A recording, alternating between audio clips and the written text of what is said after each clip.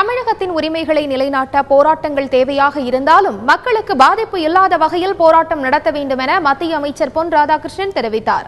கன்னியாகுமரி மாவட்டம் வெண்டலைக்கோடு பகுதியில் கோயில் கலையரங்க திறப்பு விழாவில் அமைச்சர் பொன் ராதாகிருஷ்ணன் கலந்து கொண்டார்.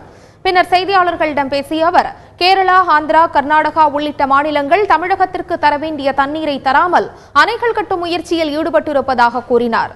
இதனால் தமிழக விவசாயிகளின் வாழ்வாதாரம் கேள்விக்குறியாகி இருப்பதாகவும் அவர் கூறினார். மக்களுக்கு பாதிப்பு ஏற்படாத வகையில் போராட்டங்கள் நடத்தி தமிழகத்தின் உரிமைகளை நிலைநாட்ட வேண்டும் என்றும் அவர் தெரிவித்தார். மேலும் உள்ளாட்சித் தேர்தலில் பாஜக தனித்து போட்டியிடும் என்றும் அமைச்சர் பொன் ராதாகிருஷ்ணன் கூறினார்.